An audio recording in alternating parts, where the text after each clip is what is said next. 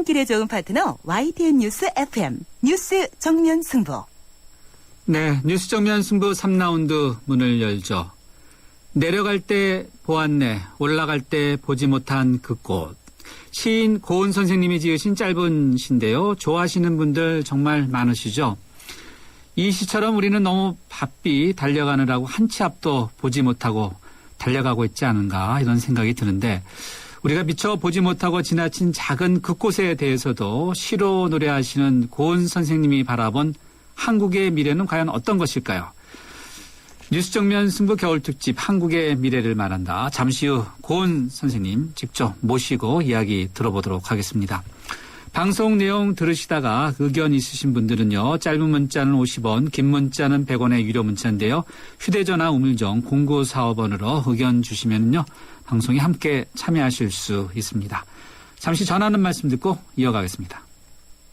아이고 우리 심청이가 팔려가더니 그래도 내 걱정은 하지 마시오니. 심청이가 안심폰을 주고 갔으니까 이 안심폰은 24시간 긴급 출동의 건강상담 서비스까지 받을 수 있어이다. 알뜰폰에 새콤을 더하면 S1 안심폰. 삼성 디지털 프라자에서 만나세요.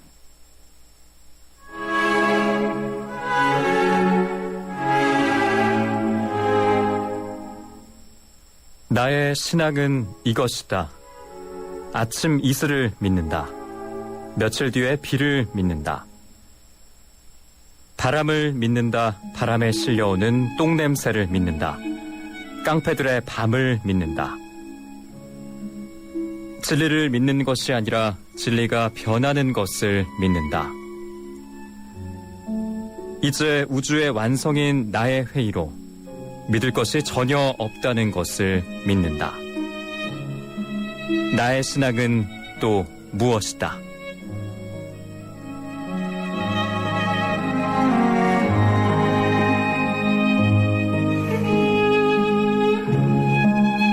네, 청취자 여러분, 오늘 무엇을 믿으시는지요? 저희가 앞서 먼저 시로 만났는데요. 뉴스 정면 승부가 마련한 겨울특집 한국의 미래를 말한다. 오늘 이렇게 시로 시작했습니다. 이 자리에는 대한민국의 대표 시인이시죠. 고은 선생님 같이 함께 하고 계십니다. 선생님 안녕하세요. 네. 제가 앞서 낭독해서 들었던 시가 최근 내신 시집이죠. 무제시편 맞습니까? 네. 그거는 내가 외국에서 살았는데요. 네. 그곳에 있을 때 아주 우주에서 별들이 쏟아지듯이 네. 시가 함부로 막 쏟아져서 네. 그걸 받아 썼습니다. 다 그게 네. 아주 이 세상에는 처음 두꺼운 1000페이지쯤 되는 1000페이지가 넘는 방대한 양의 시집이 됐죠. 근데 요즘 이렇게 저는 지하철 타면서 이제 출퇴근하는데요. 지하철에서는 전부 다 이제 스마트폰을만 보고요. 또 이렇게 시나 소설, 특히 이제 시를 거의 읽지 않는 것 같아요. 그냥 놔두세요. 실컷 그렇게 놀게. 그러다가 나중에는 잃어버린 조상을 찾듯이 네. 또 자기 근원의 어떤 고향을 본성을 찾듯이 갈망할 때 그때 다시 또 그들이 시를 아주 목마르게 아주 애틋하게 그리워하고 시에 다가가고 그럴 겁니다. 네. 놔두세요. 근원이라고 언급해 주셨는데 그게 시의 정입니까? 선생님께서는. 선생님이 생각하는 시의 정의는 뭐세요? 우주라든지 또 인간의 본성은 다 시성이 있습니다. 아, 시성. 뭐랄까야 포에지라고 할까, 네. 이게 그 포에트리라고 할까 이런 건데 태어날 때 응애응애하고 울죠. 네네. 뭐 우리 기억도 없지만, 예. 너는 그렇게 울었다는 네. 그 전언의에서 그걸 믿고 있지만, 네. 또 사람들이 죽을 때는 또 하고 죽거나 또 뭔가 이 세상에 한마디 어떤 호흡 같은 걸 남기고 죽지 않습니까? 네. 이런 것들이 시적인 행위죠. 이런 거야말로 말하자면 최고의 시입니다. 그래서 시인만이 시인이 아니라 네. 인간은 다 근본적으로 시인이다. 이렇게 나는 생각하죠. 인간은 근본적으로 시인이다. 그러면 누구든지 시인이 될 수 있다 뜻인가요? 그럼 그러길래 시가 구름처럼 또는 안개처럼 혹은 또 무슨 아지랭이처럼 이렇게 떠오르겠죠. 세상에 이렇게 떠돌겠죠. 그래요. 네. 우리 청취자분들께서 그럼 나도 시인이 될 수 있겠다 이런 또 자신감도 들겠어요. 아니요. 그가 시인입니다. 그런데 시인 것을 잠깐 잊어버리고 있죠. 잊어버리고 있다. 네. 네. 어느 한 생애를 통해서 자기가 시인인 것을 소스라치게 깨달을 때가 있을 것입니다. 흔히 그런데 시인 그러면 뭔가 등단을 해야 된다고 생각을 하잖아요. 그거는 이 세상이 만든 하나의 시스템이죠. 시스템이다. 그런데 시스템이라는 것은 절대적인 의미가 없습니다. 사실은 너무나 신성한 시인은 그런 등단이나 이런 걸 다 벗어나서 그냥 옛날부터 있었고 앞으로도 있을 겁니다. 네. 선생님은 제가 찾아보니까 1958년에 등단하셨는데요. 네. 시는 언제부터 쓰셨어요? 아니요, 그거는 내가 태어나기 전부터 썼을 겁니다. 그런데 이 세상에서는 그냥 편의상 사람들이 먼 데까지 추억할 필요가 없도록 해서 1950년대 말 네. 한국 전쟁이 끝나고 네. 휴전이 막 되고 우리나라가 이 조국 강산이 다 폐허였고 네. 초토화되고 죽음들의 기억이 여기저기 널려 있고 네. 그런 그 막막한 앞과 뒤가 없는 그런 황량한 폐허 위에서 네.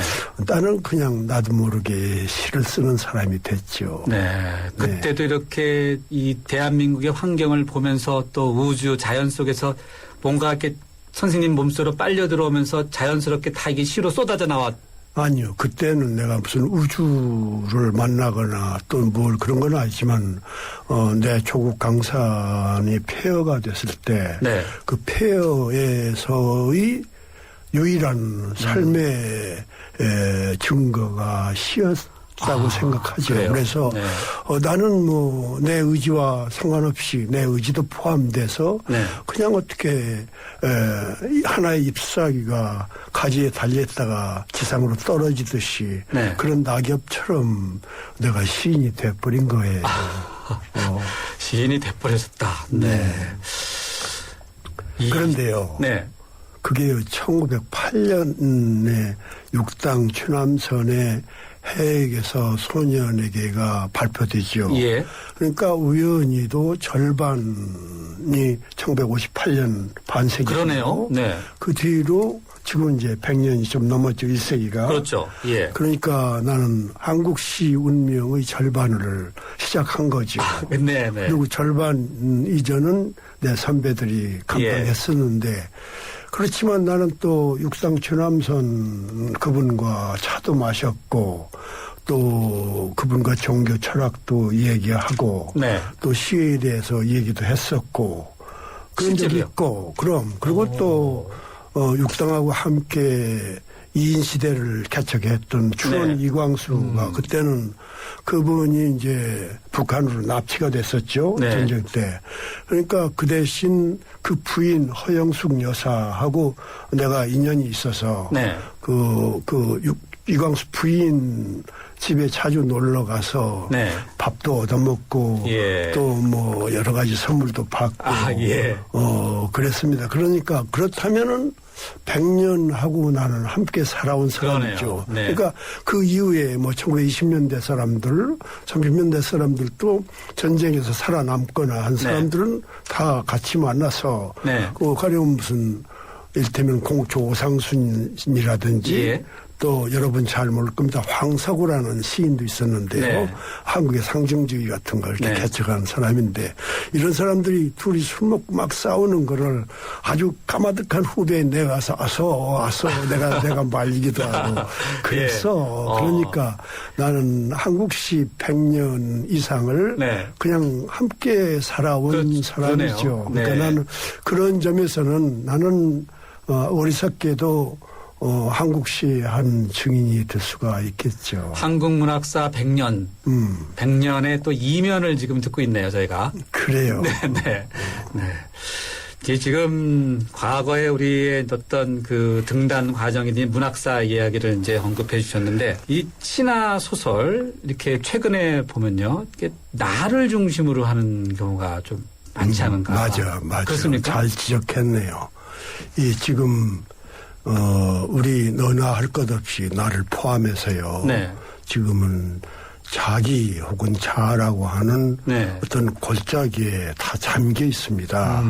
왜 우리 산골짜기에 보면 안개가 아주 늦게까지 잠겨서 풀어질 줄 모르는 그런 데가 있잖아요. 그렇죠. 그게 이제 한낮이 돼서야 이제 녹아서 제대로 풍경이 드러나게 되는데요. 네. 그런 것처럼 사람들이 전부 나라는 내면의 골짜기에 그냥 갇혀져 버리는, 그래서 자의식의 장난이나 자의식, 또 자기의 자의식, 자기 또 에고이즘 뭐 이런 것이 작동해 가지고 뭘 자기를 표현하는 것으로 멈춰버리는 현상이 좀 보입니다. 그래서 나는 이런 걸 좀 경계하고 나 자신부터도 내가 나를 두들겨 패서 나의 자기를 깨서 타자 속으로 기어 들어가고 싶고 나라고 하는 진정한 나의 존재는 타자 없이는 성립이 안 되는 것이고 타자야말로 나를 자기화시켜야 되는 거고 그래서 그럼 나는 슬퍼서 나 혼자만 우는 것이 아니라 내 슬픔은 타자의 슬픔하고 보편적으로 일치됩니다. 그래서 나는 타자 속으로 들어가는 거. 그래서 실은 뭐냐. 신이라고 하는 존재는 남의 가슴 속으로 들어가는 존재다. 이렇게 나는 정의를 하죠. 그런 점에서 나는 자아에 이렇게 집착해 있는 현실 이런 걸 조금 이렇게 벗어나고 싶은 충동을 많이 갖고 있죠. 네. 자, 선생님께서 시인으로서 또 문학가가 꿈꾸는 미래 궁금한데요. 그거는 이렇게 내가 예언을 해서 미래는 이러이러할 것이다. 이런 치졸한 담론은 내가 하지 않죠. 캄캄할수록 미래는 빛나는 것이죠. 미래를 몰라야 돼요. 오히려. 내가 한 걸음을 여기서 떼기 전까지는 그 미래를 어떻게 압니까?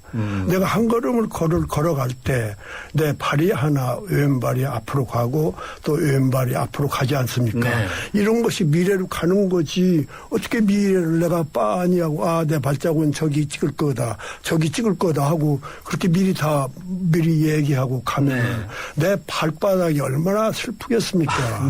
이건 새로운 세계를 받는 거 아닙니까? 그렇죠. 근데 이미 말해버리면 그건 낡은 세간이 돼버리죠. 미래는 미래대로 놔둬야지. 그걸 과거의 기억으로 가치로 만들어버리면 안 되죠. 미래가 이럴 것이다 하고 알면 이미 과거 아닙니까? 그렇죠. 그러니까 미래는 캄캄해야 돼요. 거기엔 태양도 미치지 못하죠. 별도 거기에는 갈 수가 없죠. 하물며 달이 어떻게 가겠습니까? 암흑만이 거기에 있죠. 암흑이 얼마나 황홀합니까? 우리들은 그 암흑 속에서 태어났죠. 다. 또 암흑으로 갈 것이고요. 어둠 최고의 매혹입니다. 영원한 청년, 시인 이렇게도 또 나는 청년 시인 이렇게도 불리지 않습니까? 선생님 지금 앞에서 지금 하시는 거 들으니까 더 그런데 우리 젊은이들은 당장 취직이 또 급합니다. 취직이 목표고 그런데 이 당대의 생애 지속은 늘 내일이 없는 삶을 살고 있는 것이죠. 옛날 생각을 해봅시다. 우리가 어떤 직업을 갖게 되면은 평생 동안 정년할 때까지 안전하게 살 수 있다는 어떤 사후 보장 같은 것처럼 여겨졌죠. 그렇죠. 이거는 그런데 하나의 관습이에요. 지금 아주 전란화해졌고 아주 노골적인 세계가 됐죠, 이제는. 그래서 내가 지금은 이 일터에 있다 하더라도 모레까지 이 일터에 있을지 어쩔지 모르는 존재의 극도로 불안한 상태로 살고 있는 게 현재죠. 근데요, 실제로요. 16세기 말 임진왜란 때 청유재란 때를 생각해 보세요. 그때는 내일 같은 거 생각하지 않고 정말 오늘 내 목숨이 언제 죽을지 모르는 싸움 아닙니까? 우리나라가 아주 철저히 폐허가 됐을 테니까. 그리고요 또 한국전쟁 때요. 정말 내일 같은 건 상상도 못하고 지금 내가 언제 총알이 나한테 날라올지 모르고 언제 누가 나한테 칼을 꽂을지 모르는 그런 죽음의 극한 상황 속에서 살아남아서 그 후인으로 우리가 지금 사회를 구성하고 있지 않습니까? 우리는 이 현재라고 하는 것은 끊임없이 불안의 연속인 것입니다. 본질적으로. 아주 행복한 현재는 이 세상에 영원히 없습니다. 그건 없어요. 그 시대마다 늘 생연 위기에 봉착해 있는 것이죠.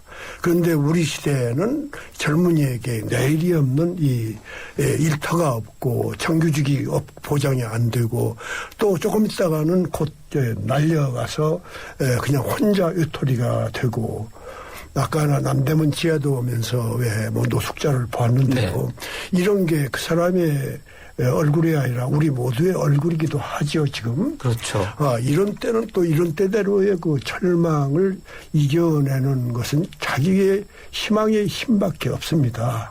이거는, 우선 정치나 한국 경제, 한국 사회의 어떤 지도층이 이걸 정말 지혜롭게 이것을 해서 한 사람이라도 삶의 이 위안을 주도록 만드는 이런 얘기하지.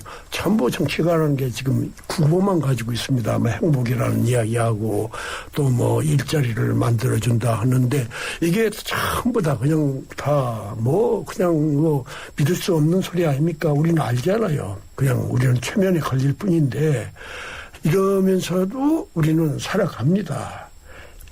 우리 자손이 이걸로 끝나는 것이 아니라 그것도 다음 시대의 어떤 행복한 시대, 우리가 꿈꾸는 유토피아를 향해서 가는 역사의 한 매듭을 우리가 살고 있다고 생각하죠. 네.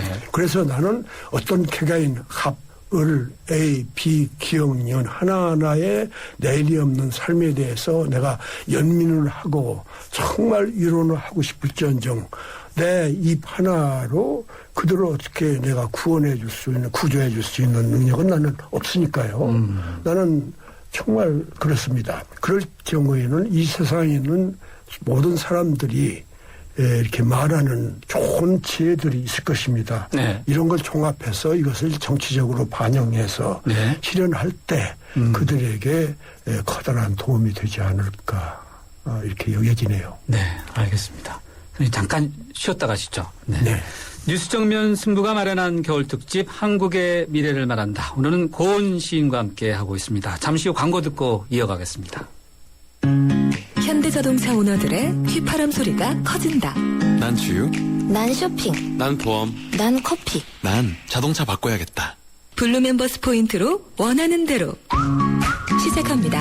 자동차에서 라이프까지 블루 멤버스. 자세한 내용은 홈페이지 참조.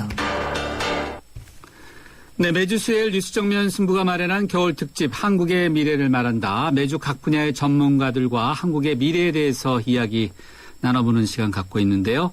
오늘은 고은 시인과 함께 하고 있습니다. 시인이 이야기하고 있는 한국의 미래가 궁금하시다면요. 계속해서 귀를 기울여 주시고 또 문자 보내주시면 방송에서 함께 하겠습니다. 오늘 뉴스 정면 승부가 여러분과 함께하는 yes or no 질문은 이것이죠. 한미 방위비 분담금에 대한 감사 필요한가요? 에 대한 여러분의 의견 받고 있는데요. 2537님의 의견은 이렇습니다. yes, 방위비 분담금 지급은 정당하나 국민의 혈세가 사용되기 때문에 투명성 확립이 어렵더라도 사용처에 대해서는 국민이 감사할 권리가 있다고 봅니다.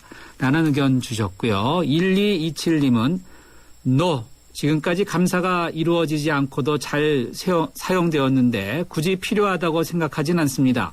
대신 정부가 세금을 투명하게 사용을 하셔야겠죠. 라는 의견 보내주셨습니다. 의견 보내주신 분들 가운데요. 몇 분 뽑아서 세계 지성인의 필독지 월간 르몽드 디플로마티크 6개월 구독권과 또 맥스무비 영화 예매권을 드리도록 하겠습니다. 네, 저는 4라운드에 다시 찾아뵙겠습니다. 서양 고전음악을 완성시킨 천재 작곡가 악성 베토벤. 그의 음악적 잠재력을 일깨워준 사람은 스승인 크리스티안 네페 선생님이었습니다. 네페 선생님은 지루한 이론과 반복적인 연습을 강요하지 않았습니다. 이탈리아와 프랑스, 독일의 유명한 오페라를 감상할 기회를 마련했고 어린 베토벤이 음악에 대해 더 깊이 느끼고 생각할 수 있도록 이끌었습니다. 가르치는 것이 아니라 깨우치는 교육, 아이들의 잠재력을 활짝 꽃피우는 우리 교육의 희망입니다. 이 캠페인은 I am the key, 눈높이 대교와 함께합니다. 살아있는 뉴스 깨어있는 방송 한국의 뉴스 채널 YTN 뉴스 FM. 네, 뉴스 정면 승부 4라운드 문을 열죠. 2700님의 의견입니다. 와, 고은 선생님 너무 반갑습니다. 제가 너무 좋아하는 시인입니다. 음성 듣는 것만으로 오늘 저녁 피로가 날아가는 것 같네요. 라고 의견 주셨고요. 1722님은 이 시간 어떤 분이 나올지 귀를 기울이고 있는데요. 오늘도 기대를 저버리지 않으시는군요. 고은 선생님이 직접 시 낭독하시는 예고도 들었는데요. 기대 이상입니다. 라는 의견 주셨습니다. 모두 감사합니다. 고은 선생님이 시 낭독하시는 거 저도 처음 들었습니다. 매주 수요일 이 시간에는 뉴스 정면 승부가 마련한 겨울 특집 한국의 미래를 말한다 여러분과 함께하고 있습니다. 오늘은 시인 고은 선생님과 함께하고 있습니다. 잠시 전하는 말씀 듣고 계속해서 고은 선생님과 함께하도록 하겠습니다. 차들이 다 이천으로 빠지고 있네? 아, 롯데아울렛이 있었네. 여보, 우리도 이제 가까운 이천으로 갈까? 이천 롯데 프리미엄 아울렛 오픈. 12월 13일부터 쇼핑이 더 가까워진다. 해외 명품부터 아동 스포츠까지 350여 개 유명 브랜드 이천 롯데 프리미엄 아울렛. 진짜 크고 가깝네. 1인칭은 슬프다. 슬프다. 깨달음은 어느새 모순이 되었다. 지난 세기 초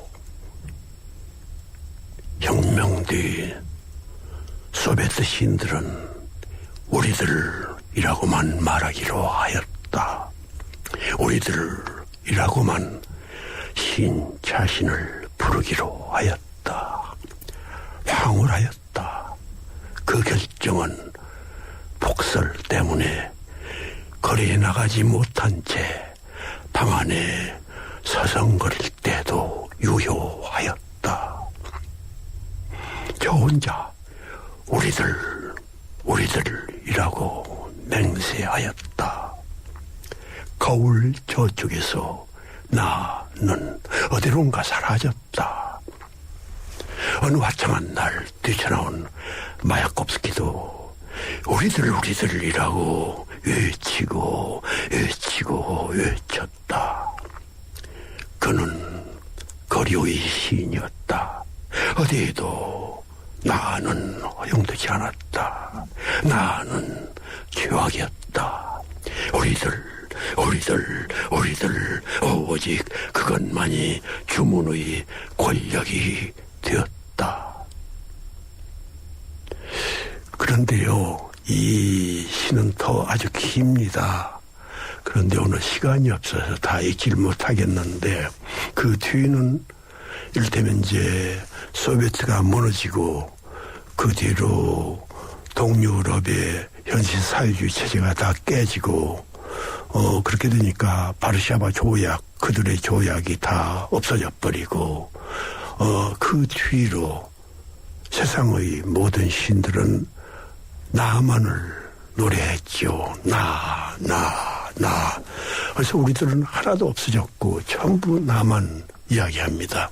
그래서 나는 이 옛날의 우리들을, 그 전체주의로서의 우리들을, 또 개인주의로서의, 개체주의로서의 나, 이 두 가지를 다 극복되어야 될 명제라고 생각하고 이 시를 썼었죠. 이게 아마 20년 전쯤 될 것입니다. 그런데 이 시가 독일어로 번역이 됐을 때 2002년인가요? 독일의 아주 커다란 신문 일면에 아주 톱 기사로 이게 났었습니다. 그런데요, 한국 글자, 그것도 내가 쓴 그 필체로 그걸 그대로 써서 한국어가 외국 신문의 일면에 크게 나오고 또 네. 물론 독일어로 번역된 것이 있고 나에 대한 기사가 났는데요. 그러니까 한국어가 외국 신문에 이렇게 일면에 난 것은 이게 아마 처음 있는 일이었죠. 그 뒤로 이 시가 여러 나라에서 좀 이렇게 알려져 있는 시입니다. 그런데 오늘 시간이 없어서 다 읽지는 못하고 네. 절반쯤만 읽어드렸습니다. 네. 청취자 여러분, 지금은요 고은 선생님과 함께 하고 계십니다. 앞서 직접 고은 선생님께서 시를 낭송해 주셨습니다. 1인칭은 슬프다, 이런 시의 제목입니다. 뉴스정면 승부 저희가 겨울 특집으로 한국의 미래를 말한다를 고은 선생님과 하고 계신데요. 우리 저희 정면 승부 청취자분들께서 좀 깜짝 놀라셨을지도 모릅니다. 앞서 시인 고은 선생님께서 직접 시낭송을 하셨는데 왜 음악이 없을까 이런 생각도 했을 것 같은데 배경음악이 없는 것이 좋은 특별한 이유가 있습니까?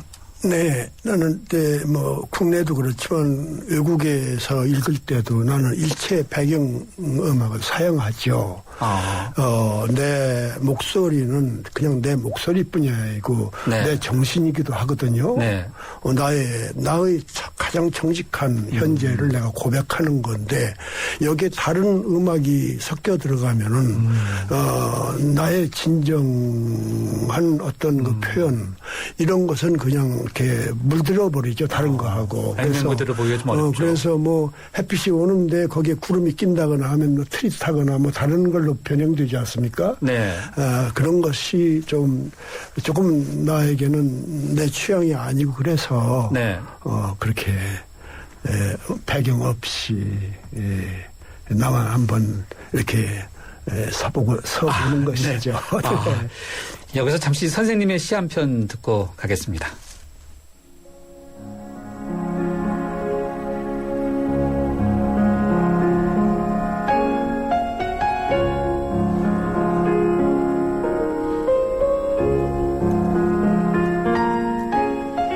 너와 나 사이 태어나는 순간이여 거기에 가장 먼 별이 뜬다.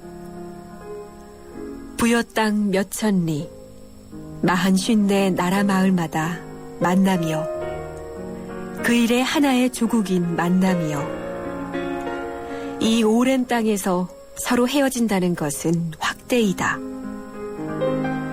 어느 누구도 저 혼자일 수 없는 끝없는 삶의 행렬이여 내일이여 오 사람은 사람 속에서만 사람이다. 세계이다. 네, 여러분이 이번에 들은 시는요, 고대부터 5.18까지 시로 쓴 인물 백과사전이라고 불리는 만인보의 서문을 열은 시, 바로 그 시입니다. 이번에 우리 조국 문제, 한반도 문제 한 번 다시 좀 짚어볼까 합니다. 선생님께서 여러 차례 북한 방문하셨죠? 그럼요. 그때마다 느낌이 어떠세요? 매번 다릅니까? 물론 아니면 비슷합니까? 이런 것이 있죠. 나는 개성에 간 적이 있었습니다. 개성에 갔는데 그 당시에는 이제 남북이 이렇게 서로 만나고 이런 건 상상도 못할 때 한국의 어떤 신문사가 네. 개척을 해가지고 베이징 경유해가지고 중국의 이제 어떤 이렇게 요직에 있는 사람을 통해가지고 이렇게 그런 러비로 해서 들어갔을 때니까요. 네. 옛날. 그때는 아무도 이렇게 상상도 못할 때 갔는데요. 그때 개성까지도 갔었는데 그 당시에 내가 한국의 신문사와 또 한국의 또 방송 매체와 예. 연결이 돼서 와서 이제 텔레비전도 나가고 신문에 연재도 해서 책도 썼습니다마는 만약에 내가 북한에서 태어났다면은 북한의 어떤 시인이 됐는지는 모르겠습니다. 그래서 아마 그런데 내가 여기서 살던 규범으로 가서 거기 가서 보니까 네. 대단히 낯설어요. 그래서 나는 여기는 내가 방문자로 올지언정 네. 내가 사는 장소는 아니구나 하는 어떤 운명감을 아주 깨달은 장소죠. 근데 내가 태극기를 좋아하게 됐는데요. 네. 그건 뭐냐면은 그전엔 태극기가 우리하고 늘 같이 나붙기니까 국회의원마다. 네. 그리고 어릴 때부터 태극기 가지고 이렇게 동원돼 가지고 네. 휘날리면서 다니지 않았습니까? 네. 그때는 태극기 맛을 몰랐어. 태극기 정작. 맛. 네. 그런데요. 거기 가서 북한에서 남쪽의 저쪽에 왜 태극기 날리는 걸 봤어. 말하자면 적지에서. 거기서 적으로 생각하는 그쵸. 곳에서. 네. 그때 태극기 날리는 것을 보고 태극기를 발견했어. 아, 내가 저 깃발 밑에서 자라났고 거기에서 삶을 내가 지속하고 있고 결국은 저 삶을 살다 저 깃발 밑에서 내가 묻히겠구나 하는 걸 깨달았어. 그 뒤로 태극기에 대해서 강렬한 향수 같은 것이 생겼어요. 그 뒤로 태극기를 보면 전혀 옛날에 그냥 우리나라 국기구나 이렇게 생각하지 않고 네. 정말 내 이 뼈, 살, 내 피 이런 것의 이미지로서 그 깃발로 생각하죠 이제는. 깃발도 이렇게 느낌이 확 다르게 해요. 달라요. 네, 그래서 그거는 국가의 규범을 표상하는 무슨 기호로서 끝나는 것이 아니라 네. 그것이 내 몸에 와 이렇게 닿아서 이런데 이렇게 찌르죠. 네. 찔러서 주입시키죠. 네. 깃발이. 나는 깃발을 아주 좋아합니다. 내 아내 생일이 얼마 전에 있었는데요. 그래서 나는 가난하니까 무슨 보석을 생일 기념으로 줄 수는 없고 네. 그래서 아내라는 우리 아내 깃발을 만들어서 이렇게 나무 가지에다가 꽂아놓으셨어요? 걸어서 바람에 휘날리게 했죠. 그래서 네. 우리 아내 생일을 아주 감동하셨겠어요? 그래서 나는 깃발을 아주 좋아합니다. 네. 여전히 이 깃발이 바람에 날리는 네. 것처럼 화려하고 비극적인 나를 미치게 만드는 그런 네. 동작. 그게 좋죠. 여전히 청년 시인이시네요. 그러니까 바람이라는 건 깃발이 없으면 바람이 있는지도 모르죠. 그렇죠. 나무가 있어서 가지가 흔들리고 네. 전선줄이 윙윙 울고 그러니까 바람이 네. 살죠. 네. 그러니까 내 깃발로 해서 나는 바람을 불러들이죠. 그래서 우리 아내의 깃발에 의해서 우리 아내의 바람이 확 불어오지요. 그래서 향기까지 같이 오겠죠? 그럼. 네. 이 사람이 시인이네. 됐어, 감사합니다. 됐어. 네. 나보다 더 시인이야. 네. 예. 그래. 네. 향기가 오네. 네. 선생님 남과 북과 관련돼서 이제 결의말 큰 사전 공동 편찬 사업 그 이사장도 맡고 계시죠? 네. 내 모국어 없이는 살 수가 없는 사람이죠. 우리 언어는 앞으로 세계화 속에서 언제까지 지속될까라고 하는 아주 대단히 위험한 그런 언어의 전환기에 노출되어 있습니다. 그래서 지금 우리는 가령 인터넷 언어라든지 세계 시장의 언어라든지 이런 게 지금 특정 언어로만 돼 있죠. 그렇죠. 또 중국의 거대한 언어라고 하는 게 큰 언어 옆에 바로 있지 않습니까? 네. 이건 거의 야만 같습니다. 우리 언어 앞에서는. 네. 이런 데서 이것을 지켜놔야 됩니다. 그래서 우리 언어는 이게 참 슬픔도 많이 겪고 또 일제시대는 또 우리 이름과 언어를 빼앗기고 문자도 다 빼앗기고 이렇게 살아왔는데 이거는 이제 우리가 지켜야 되는데 이제는 비정치적인 이유로 시장에서 완전히 이게 해체될 위험이 있습니다. 그래서 나는 이걸 지켜야 되겠다는 간절한 생각을 하고 있고요. 그렇게 되니까 우리는 또 분단이 돼가지고 언어가 이질화되어 있습니다. 북한의 언어는 체제가 앞으로 이제 1세기까지 간다면은 전혀 우리하고는 어떤 통역이 개입해야만 통역을 할 수 있는 언어가 될지도 모르죠. 자, 이렇게 언어가 변질되기 전에 근원에 우리가 함께 썼던 언어를 만나가지고 하나의 언어를 만들어 놓으면은 장차 통일 시대를 우리가 살게 될 테니까 우리 자손 또 우리의 후대에 와서 말이죠. 그때에 아주 우리 통일의 전범이 될 수 있는 게 언어 아닙니까? 그렇죠. 그러면 그때를 위해서는 이 사전이 정말 하나의 밑거름이 되겠다 네. 싶어서 이것을 만들어 놓는 것인데 이거는 한국에서는 정말 여야 없이 다 합의를 봐서 거의 만장일치에 의해서 이 법이 통과돼 가지고 우리나라 정식 예산을 배정받아서 지금 만들어 가고 있는데 앞으로 이제 무슨 남북관계라는 게 조금 이렇게 완화되고 늘 이렇게 변수가 많아서 이렇게 또 냉각되고 이럴 때가 있는데요. 그러나 이것은 지금까지도 어렵게 지속이 돼서 앞으로 최소한 연장된 법의 3년 안에 하나의 책을 우리 민족의 재단 앞에 바칠 수 있으리라고 믿고 지금 작업을 진행하고 있죠. 네. 선생님께서 우리 모든 분들이 다 시인이라고 네. 앞서 설명도 해주셨는데 모든 분들 중에서 또 대표 시인으로서 선생님께서 매년 이제 노벨상 후보자로 거론되시지 않습니까? 근데 그거는요. 네. 내가 아는 것이 있어서 네. 있다면 말을 하겠는데요. 네. 아는 것이 전혀 없습니다. 이 질문을 나는 그동안 뭐 10여 년 동안 늘 받아오는데요. 네. 한 번도 내 입에서 네. 무슨 그럴싸한 대답이 나와본 적이 없어. 오늘도 마찬가지예요. 오늘도. 그러니까 네. 다른 질문으로 다른 빨리 질문 넘어갑시다. 할까요? 네, 알겠습니다. 한국 문학의 미래는 어떻게 봐야 될까요? 한국 문학은 참 어렵게 시작했습니다. 물론 지구상의 어떤 문학도 쉽게 그냥 뭐 휘파람 불듯이 술 마시면 술에 취하듯이 그렇게 쉽게 뭐 나온 것들은 아니고 정말 자신의 넋을 그냥 송두리째 바쳐서 왜 저기 구약시대에 번제 있지 않습니까? 예. 뭐 몸을 왜 그냥 다 태워서 네. 이렇게 바치지 않아요. 그런 것처럼 자기 자신의 몸을 다 불태워서 화장시켜서 나오는 하나의 살이라고 할까 뭐 이런 것이 굳이 말하면 표현물인 이런 그 예술 작품이겠는데요. 이런 거를 위해서라면은 아주 많은 고난들을 쌓고 쌓아와서 나까지 왔습니다. 고대 시인으로부터 지금까지요. 네. 그런데 이제 앞으로도 그런데 지금 우리나라의 문학은 대단히 여러 가능성을 늘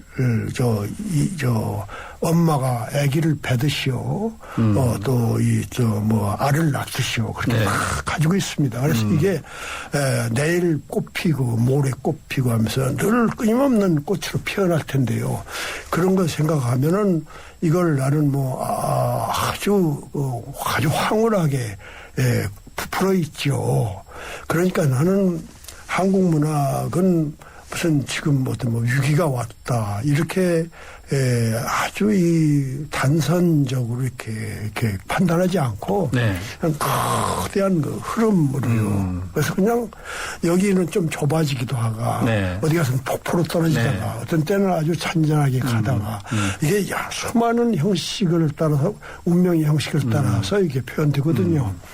그러면 이제 나의 세대쯤 되면은 가령 김소월이 시를 썼을 때는 그걸 국민들이 막 다 외우고 그랬지 않습니까? 예. 지금 시를 외우지를 않죠. 그러면 이런 때는 나는 시를 지키는 사람이고, 시 지키기. 그 다음에는 또 네. 나중에는 또 시를 또 노래해서 번지는 사람, 전염시키는 사람 있고, 그런 역할을 많이 할 것입니다. 그래서 나는 오히려 이렇게 시를 세상이 멀리하고, 시집으로 시를 외우는 사람이 하나씩 줄어들고, 이런 때는 내가 시를 많이 남겨서, 그들의 그 정막을 세워서, 아주 시의 교양학을 나는 느끼죠.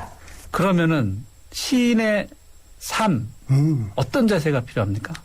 모든 시인은 자기의 삶이 있습니다. 주어진 삶이, 부여된 삶이 있습니다. 모든 생명체는 자기가 충분히 살 만한 존재 이유를 갖고 있습니다. 그래서 나의 삶의 방식은 너의 삶의 방식과는 전혀 다른 것이죠. 이를테면요. 벌들 있죠. 일벌들. 벌들이 수십 마리 있죠. 여왕벌은 하나지만 그 벌들이 다 똑같은 공장 제품이 아닙니다. 그들은 하나하나 개성이 다 있죠. 그런 것처럼 모든 시인들도 정말 유일한 자기 존재, 유일한 시인의 이유가 있습니다. 그래서 다른 시인처럼 살 필요가 없고 어떤 보편적인 하나의 모델이 있어서 그대로 찍어내는 삶이 아니라 자기 삶을 산다. 이렇게 말하고 싶네요. 네, 나는 너하고 참 긴밀한 관계지만 분명한 것은 내가 너와 친한 친구라면은 너하고 나는 같아서는 안 되고 달라야 되지요. 그렇지 않아요. 이 일벌과 이 일벌은 우리 눈에는 다 똑같은 것 같지만 전혀 운명이 다릅니다. 그런 것처럼 이 인간의 삶, 이 인간의 삶, 거기에 주어진 시의 어떤 근원적인 율동, 그 시의 우주적인 율동, 이런 거는 하나하나가 다르죠. 그래서 나는 이렇게 살라고 강요할 만한 그런 말은 전혀 내 입에서 나올 수가 없죠. 예. 너는 너대로 살아. 나는 나대로 살 거야. 이렇게 네. 나비처럼 너는 저쪽으로 날아가 나는 이쪽으로 날아갈게. 네. 거기도 꽃이 있고 저기에도 뭐 네. 벌꿀이 있으니까요. 네. 네. 지금 선생님께서 한 편의 시를 읊어주신 걸로 저는 머릿속에 지금 탁 들어왔는데 청취자분들은 어떻게 느끼셨는지 궁금합니다. 선생님 오늘 말씀 여기까지 듣도록 하겠습니다. 장시간 너무 대단히 감사합니다. 네, 고맙습니다. 네, 지금까지 고은 시인과 함께한 한국의 미래를 말한다였습니다. 오늘 방송된 내용은요. 뉴스정면 승부 홈페이지에서 인터뷰 전문을 보실 수 있고 또 팟캐스트에도 다시 듣기도 가능합니다. 고은 선생님의 무제 시편 중 네 번째 시 들으면서 마무리하겠습니다.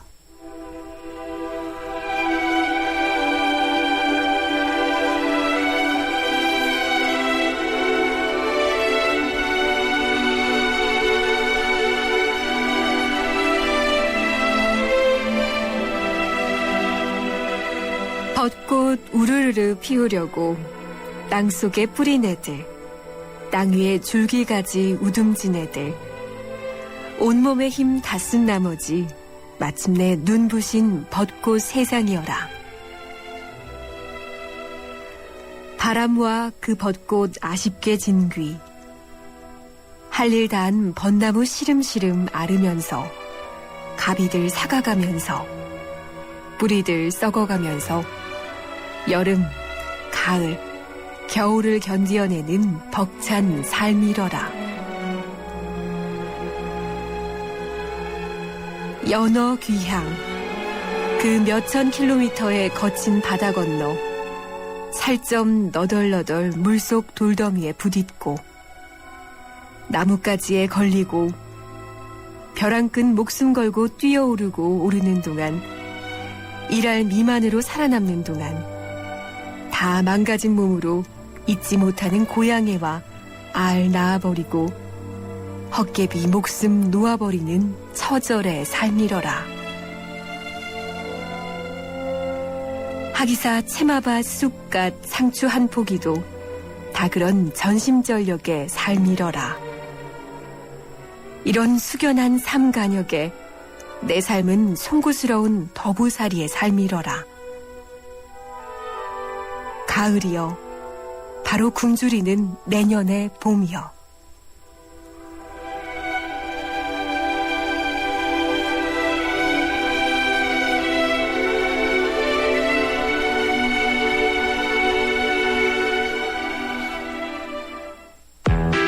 시크릿 노트가 지켜온 비밀스러운 즐거움. 이제 폰에서도 이 즐거움을 이어간다. 지문으로 나만의 비밀을 지켜주는 베가 시크릿 노트. 그리고 또 하나의 시크릿, 베가 시크릿 업. 지켜준다. 고로 존재한다. 베가. 연아가 알려주는 좋은 물의 조건. 물 드실 땐 꼭 수온지를 확인하세요. 저는 지하 180m 천연 안만수와 드넓은 구규림이 있는 해발 680m 강원도 평창을 꼭 확인해요. 깨끗해. 강원 평창수, 평창 동계올림픽 공식 먹는 샘물.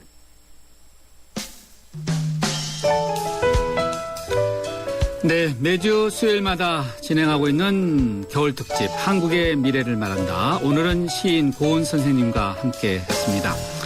8900님의 의견입니다. 일제 식민시대와 6.25 전쟁으로 상처받은 한민족의 혼을 치유해 주시고 자긍심을 일깨워 주신 고은 선생님 감사합니다.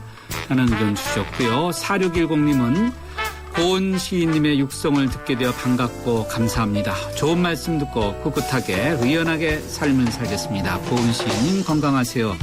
라는 의견 주셨네요. 선생님의 좋은 말씀으로 저희 한 시간이 풍성했던 것 같습니다. 오늘 yes or no 질문 많은 분이 의견 주셨는데요. 한미 방위비 분담금에 대한 감사 필요한가였죠. 자체적으로 집계한 결과 약 7대3의 비율로 감사가 필요하다는 의견이 조금 더 많았습니다. 8539님께 선물 따로 보내드리겠습니다. 소중한 의견 보내주신 모든 분들 감사하고요. 1월 15일 수요일 뉴스 정면 승부 저희가 준비한 라운드는 여기까지입니다. 함께해 주신 여러분 고맙습니다. 내일 뵙겠습니다.